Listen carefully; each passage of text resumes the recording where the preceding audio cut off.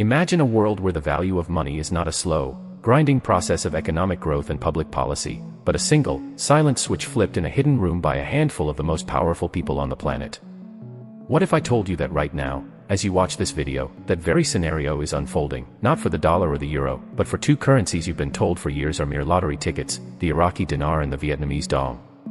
This is not a speculative fantasy or a guru's pipe dream. This is the quiet, methodical execution of a plan decades in the making, a financial reset so profound it will rewrite the global economic order and, if you are positioned correctly, your personal wealth statement forever. The elites are moving, but they are doing so in a silence so deafening you have to strain to hear the whispers in the corridors of international finance, whispers of a 2025 revaluation that will shock the world. Think about the sheer scale of the economic machinations required to pull off a global currency reset. It isn't about a country simply deciding its money is worth more, that leads to hyperinflation and collapse, as history has brutally shown us time and again. No, this is about a coordinated, international agreement, a settling of scores and debts that have piled up since the end of the gold standard, an unwinding of the complex derivative chains that bind the current financial system. Within this grand unraveling, certain currencies, specifically the IQD and VND, have been strategically positioned as the linchpins. Why these two? Look at Iraq, a nation sitting on a veritable ocean of the world's most sought-after crude oil, resources so vast they can single-handedly anchor a currency's value if properly leveraged. For years, the dinar has been artificially suppressed, held down by decades of war, sanctions, and political instability, creating a staggering disconnect between its official, internationally traded value and the immense tangible wealth of the nation it represents. This disconnect is the vacuum, and nature, just like finance, abhors a vacuum. The pressure for a correction is not just building, it has reached a critical mass. The recent movements within the Iraqi government, the quiet but steady agreements with international monetary bodies, the gradual strengthening of their financial infrastructure, these are not random events. They are the deliberate, painstaking preparation for the moment the switch is flipped, the moment the artificial ceiling is lifted, and the dinar's value realigns with the true, oil-backed wealth of the nation.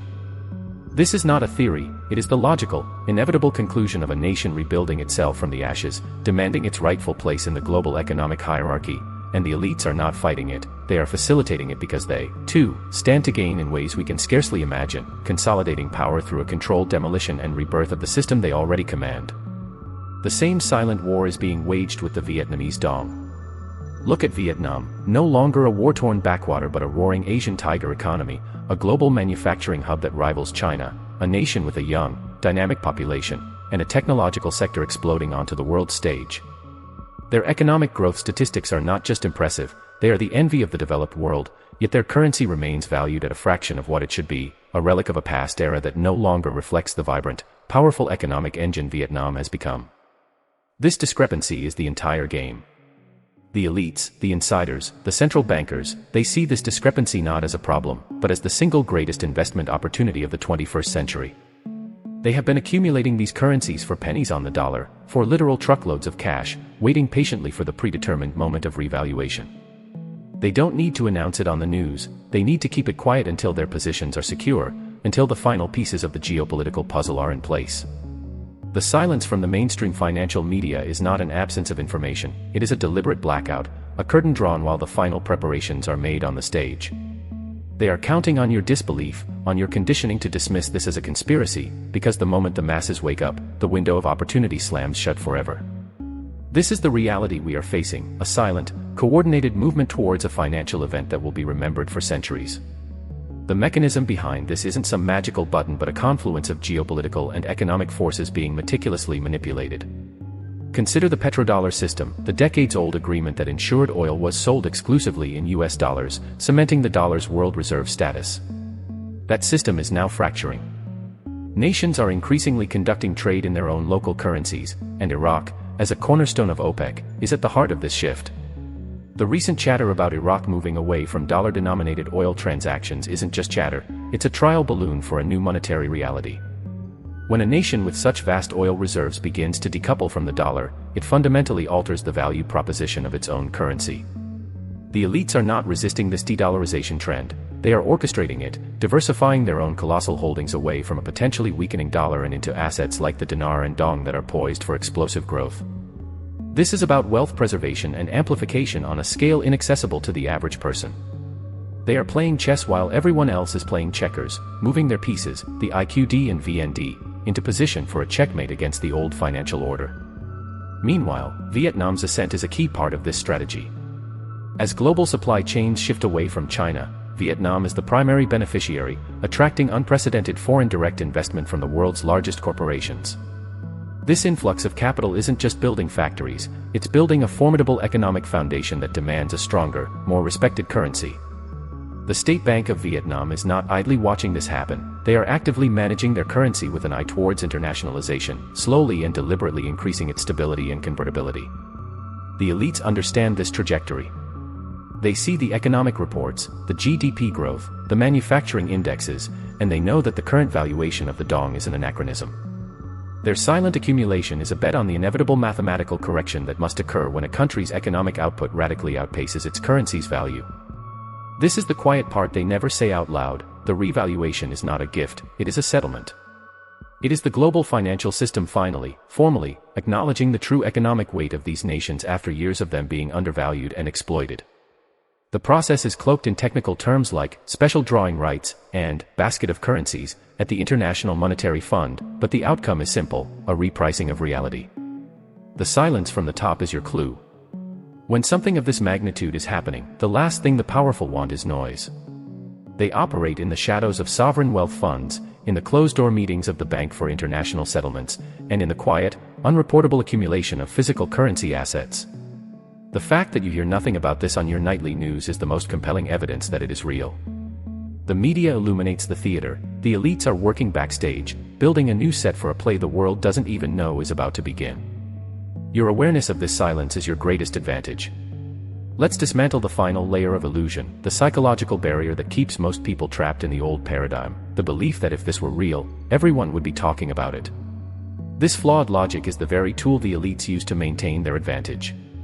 The truth is that paradigm-shifting information never filters down through conventional channels until it is too late for the masses to act.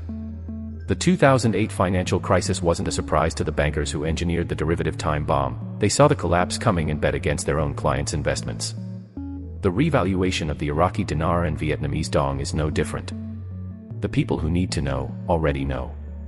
They are the central bankers, the heads of sovereign wealth funds, the directors of multinational corporations with sprawling operations in these countries. They are not on social media debating the rate, they are in boardrooms reviewing the transition plans for their corporate treasuries, deciding how to manage the accounting shift that will occur post-revaluation. The silence from these circles is a professional necessity, a matter of legal and strategic confidentiality. A public statement about an imminent revaluation would cause a global stampede, collapsing the current financial structure overnight and nullifying their carefully laid plans. Their goal is a controlled transition, not a chaotic free-for-all. So, how do we, on the outside, pierce this veil of silence? We look at the undeniable, publicly available facts that form the foundation of this entire event. Start with Iraq's recent ascension within the global economic community. For years, Iraq was economically quarantined, but look at the now constant meetings between Iraqi officials and the International Monetary Fund and World Bank. These are not social calls, they are technical working groups focused on monetary reform, fiscal stability, and most critically, currency convertibility.